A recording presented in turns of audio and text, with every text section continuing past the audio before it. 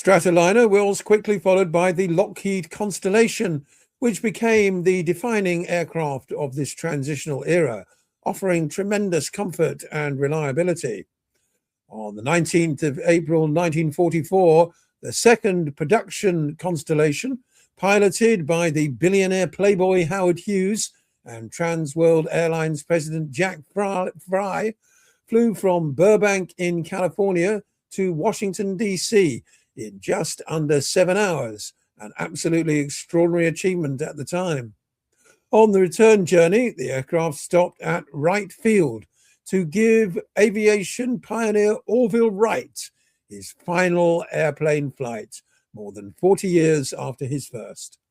Wright briefly took the controls and remarked that the Constellation's wingspan alone exceeded the distance of his original flight.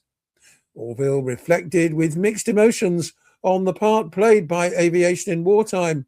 He regretted the destruction wrought by bombers and compared flight to fire, a powerful invention capable of terrible harm, yet inevitable and essential to human progress when put to constructive use.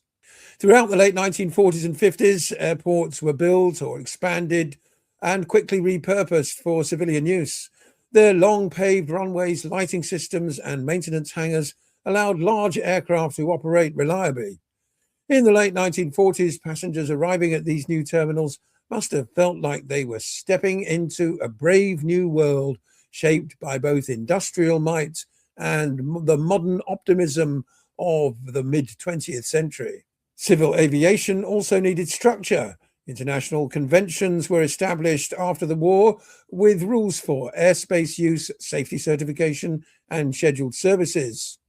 Licensing crews, inspecting aircraft, investigating accidents, all these things together formed the measures that became the backbone of modern aviation.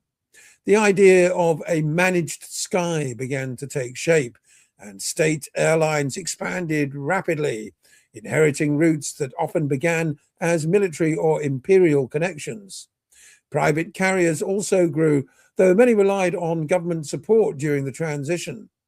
Safety and reliability replaced raw performance as primary goals, as airlines sought aircraft that could depart on time, fly efficiently, and deliver predictable journeys, just as they do today. For many passengers, the experience was exciting and futuristic. Entering a pressurized cabin and rising smoothly above the clouds meant a new relationship with distance. Journeys that had taken weeks by sea and land could now be completed in a few days. And by the early 1950s, aviation had reached a turning point. The aircraft of the late 1940s were capable and well organized, but they remained bound by the limits of piston and propeller propulsion. Flights were still long, noisy by today's standards, and physically very demanding. The world was waiting for something faster, something that matched the confidence of the new technological age.